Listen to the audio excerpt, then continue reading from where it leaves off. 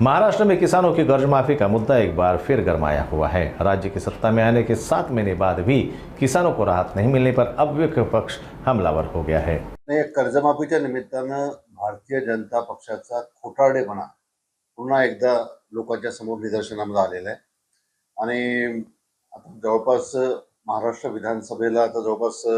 7-8 महिन्यापेक्षा जास्त कालावधी आता होऊन चुकलेला आहे। स्पष्ट बहुमतामध्ये भारतीय जनता पक्षाचं सरकार महाराष्ट्रामध्ये सत्तेवर आलेलं आहे आणि सत्तेवर येण्याच्या पहिले जो मॅनिफेस्टो भारतीय जनता पक्षाने जो जाहीर केला होता त्याच्यामध्ये त्यांनी महाराष्ट्रातल्या शेतकऱ्यांना त्यांचा सातबारा कोरा करण्याचा शब्द हा त्यांच्या जाहीरनाम्याच्या माध्यमातून दिलेला होता। परंतु 7-8 महिने होऊन सुद्धा शेतकऱ्यांच्या आत्महत्या महाराष्ट्रामध्ये होऊन सुद्धा अजूनपर्यंत कर्जमाफीच्या बाबतीमध्ये कुठलंही ठोस पाऊल हे महाराष्ट्र शासनाने उचललेलं नाही आणि या माध्यमातून पुन्हा एकदा भारतीय जनता पक्ष हा किती खोटारडा आहे हे त्यानिमित्तानं त्याचा प्रत्यय महाराष्ट्र जनतेला त्यानिमित्तानं आला असं मी समजतोय आणि पुढच्या काळामध्ये तात्काळ भारतीय जनता पक्षाने ही कर्जमाफी करावी, अन्यथा पुढचं आंदोलन हे आम्ही रस्त्यावर त्यानिमित्तानं उभं करू आणि भारतीय जनता पक्षाच्या मंत्र्यांना महाराष्ट्रामध्ये आम्ही फिरू सुद्धा देणार नाही हा इशारा आज या निमित्तानं आम्ही देतो। अतिशय हास्यास्पद असं उत्तर मी ते पत्र बघितलं, चंद्रशेखर बावनकुळे यांनी ते पत्र त्यांना दिलेलं आहे आणि त्याच्यामध्ये त्यांनी म्हटलं होतं की कर्जमाफीच्या संदर्भामध्ये आम्ही एखादी समिती स्थापन करू आणि नंतर आम्ही निर्णय घेऊ। वास्तविक पाहता कर्जमाफीच्या संदर्भामध्ये कर्जमाफीच्या अंमलबजावणी करता कुठली समिती स्थापन करण्याची आवश्यकताच नाही आहे, कारण की हा शब्द तुम्ही महाराष्ट्र जनतेला तुमच्या मॅनिफेस्टोमध्ये दिलाय, तुमच्या वचननाम्यामध्ये दिलाय आणि याच्या पहिले ज्या वेळेला उद्धवजी यांचं सरकार भारतीय आपलं महाराष्ट्रामध्ये होतं त्यावेळेला कर्जमाफीचा शब्द जो दिला गेला होता, गव्हर्नमेंट आल्याबरोबर 2 महिन्याच्या आतमध्ये महाराष्ट्रातल्या शेतकऱ्यांची कर्जमाफी त्यावेळेला झालेली होती, ते आपण त्यानिमित्तानं लक्षात घ्या। मध्य प्रदेशमध्ये काँग्रेसचं सरकार असताना कमलनाथजींनी आणि काँग्रेसने हा शब्द दिला होता की काँग्रेसचं सरकार जर आलं तर आम्ही मध्य प्रदेशमधल्या शेतकऱ्यांची कर्जमाफी करू। जसं सरकार काँग्रेसचं मध्य प्रदेशमध्ये आलं तत्कालीन मुख्यमंत्री कमलनाथजी यांनी मध्य प्रदेशच्या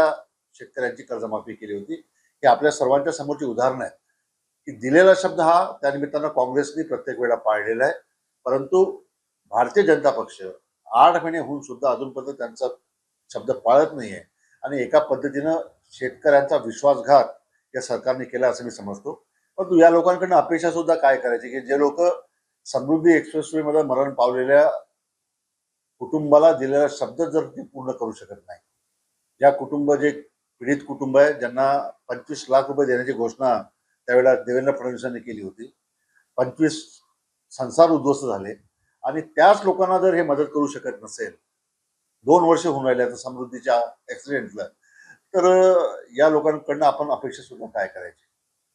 आम्ही पाठपुरावा करतोय, सातत्याने आम्ही पत्रव्यवहार करतोय राज्य सरकारसोबत, माननीय मुख्यमंत्र्यांसोबत आणि आम्ही आमची मागणी ही केलेली आहे की तुम्ही याच्यामध्ये कंपल्शन शेतकऱ्यांना करू नका। ज्याला सोलर पाहिजे असेल त्याला सोलर द्या, ज्याला इलेक्ट्रिक पाहिजे त्याला इलेक्ट्रिक द्या, कारण की सोलर प्रत्येक ठिकाणी फिजिबल नाहीये अशी शेतकऱ्यांची ओरड आहे। त्यामुळं कंपल्शन आपण करू नये अशी एक आम्ही मागणी करतोय आणि जोपर्यंत शासन स्तरावर ही पॉलिसी जोपर्यंत होत नाही, डिसाईड होत नाही, तोपर्यंत लोकल लेवलवर कुठलाच अधिकारी त्याबद्दल ठोस पाऊल उचलू शकत नाहीये। वारंवार शेतकऱ्यांचे फोन येतात आहे की आम्हाला सोलर नको आहे, परंतु अजून सुद्धा सरकारने शेतकऱ्यांच्या या रास्त मागणी करता कुठेतरी ठोस पाऊल उचललं नाहीये। परंतु पुढच्या काळामध्ये या संदर्भामध्ये सुद्धा माननीय मुख्यमंत्र्यांना भेटून कंपल्शन आपण करू नये आणि सोलर आणि इलेक्ट्रिक हे ऑप्शन आपण ठेवावे अशी मागणी त्यानिमित्तानं एक लोकप्रतिनिधी म्हणून त्यानिमित्तानं मी करणार आहे।